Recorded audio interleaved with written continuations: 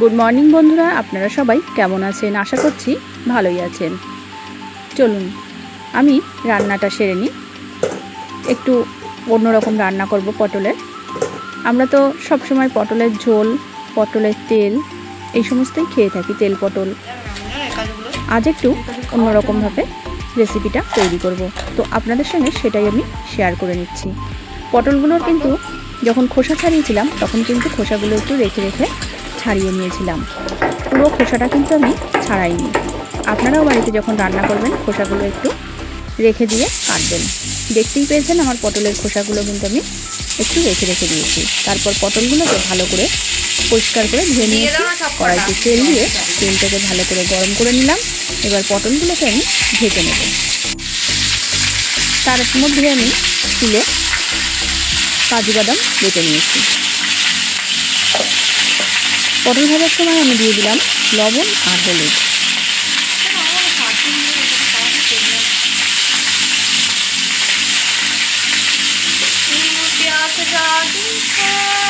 লবণ আর হলুদ দিয়ে পটলটাকে কিন্তু আমি সুন্দর করে লাল লাল করে ভেজে নেব।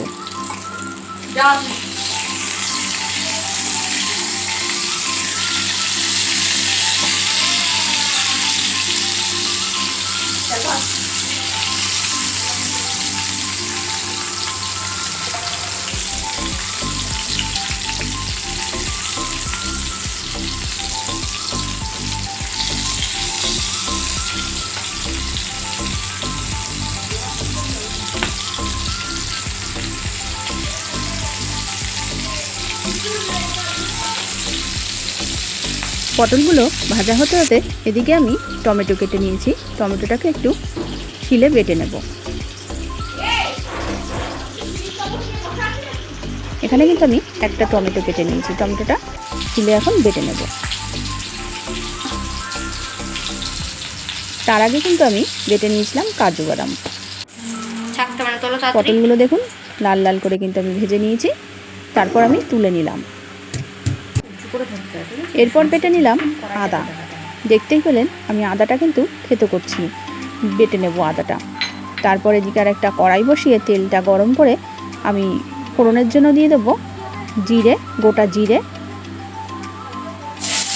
তেলের মধ্যে আমি দিয়ে দিলাম গোটা গরম মশলা, তেজপাতা আর গোটা জিরে। তারপর মশলাটাকে একটু ভালো করে গরম হতে দেব আর খুন্তি দিয়ে একটু নেড়ে চেড়ে নিচ্ছি। এরপর আমি এর মধ্যে দিয়ে দেব আদা বাটা,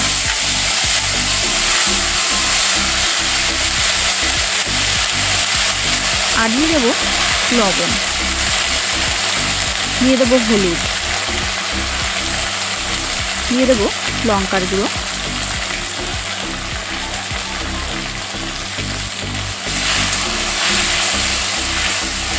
এবার সমস্ত মশলাটাকে আমি ভালো করে কষিয়ে নিচ্ছি।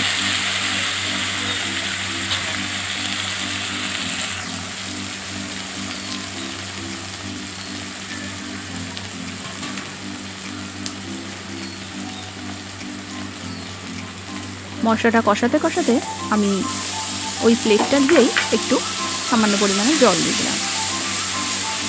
জল দিয়ে আবারও মশলাটাকে আমি কিন্তু কষাতে থাকছি। এরপর দিয়ে দেবো জিরে আর ধনে বাটা। জিরে ধনে বাটাটা দিয়েও আমি ভালো করে নেড়ে নেব।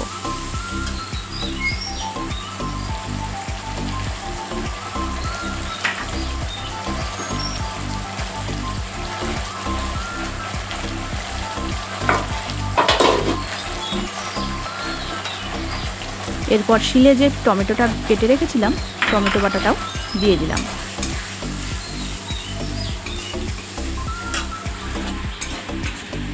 তারপর দেখুন বন্ধুরা, কষাতে কষাতে কত সুন্দর একটা কালার চলে এসছে, তেলটাও ছেড়ে দিয়েছে। তখন আমি এর মধ্যে দিয়ে দিলাম সেই কাজু বাদাম বাটাটা। কাজু বাদাম বাটাটা দিয়ে মশলার সাথে কিন্তু আমি ভালো করে কষিয়ে নেব।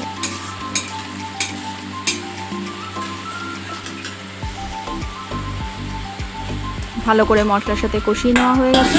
এরপর আমি এর মধ্যে দিয়ে দিলাম ভেজে নেওয়া পটলগুলো।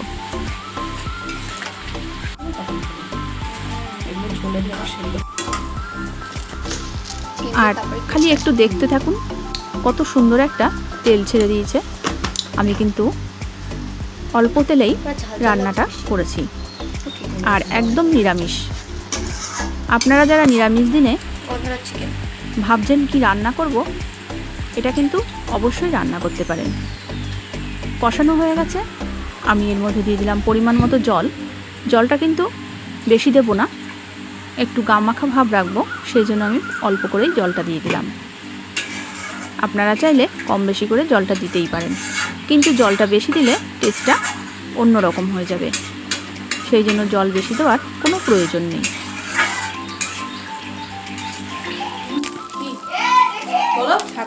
এদিকে একটা ফ্রাই প্যান নিয়ে নিয়েছি, ফ্রাই প্যানটাকে ভালো করে গরম করে নিলাম, তার মধ্যে দিয়ে দিলাম কাসুরি মেথি। মেথিটাকে আমি এখন একটু ড্রাই রোস্ট করে নেব।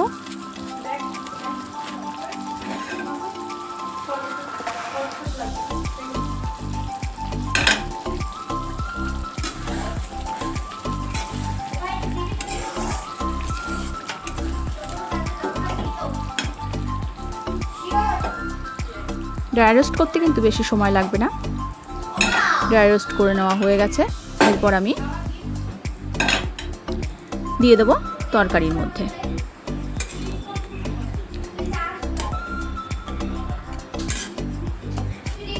দেখতেই পাচ্ছেন আমার তরকারিটা হয়ে গেছে প্রায়।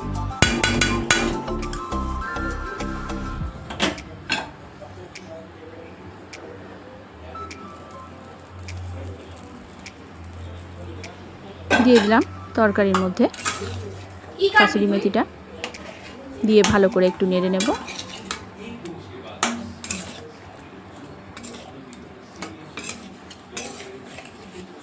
আর চামচে করে আমি কিন্তু একটু চিনি দিয়ে দিয়েছিলাম, কারণ চিনি না দিলে তরকারির স্বাদটা কিন্তু ভালো লাগবে না, সেই জন্য আমি সামান্য পরিমাণে একটু চিনি ব্যবহার করেছিলাম।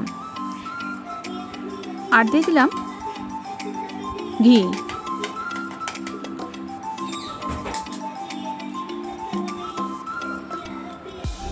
যেহেতু নিরামিষ তরকারি, তার জন্য আমি এখানে একটু ঘি ব্যবহার করলাম,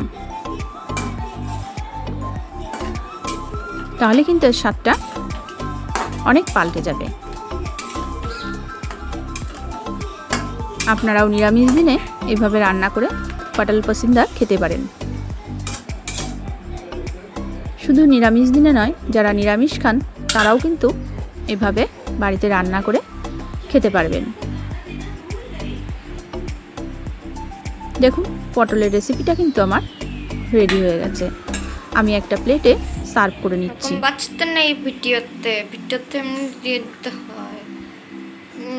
পটল পসিন্দা কেমন হয়েছে আপনাদের কাছে, আপনারা আমাকে কমেন্টে জানাবেন।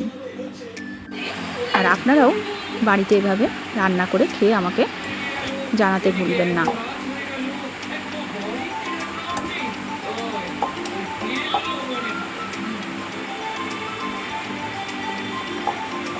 আমি কিন্তু প্লেটে সার্ভ করে দিচ্ছি।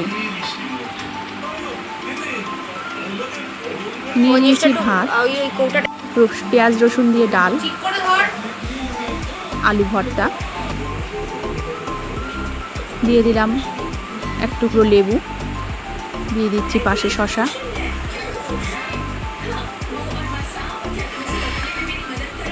আর থাকছে পটল পসিন্দা।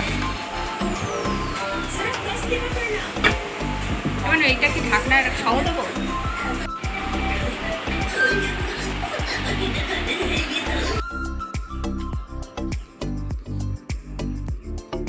তো ভিডিওটি আপনাদের কেমন লাগলো অবশ্যই কিন্তু আমাকে কমেন্টে জানাবেন, জানাতে ভুলবেন না।